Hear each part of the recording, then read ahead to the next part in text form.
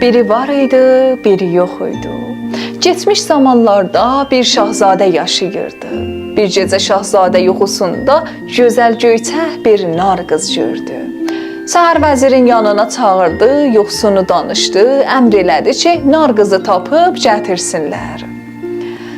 Vəzir əlini döşünə qoyub dedi, yuxuda gördüyünü necə tapmaq olar? Nə əmrim var yetirim yerinə, ancaq bunu başarmaram.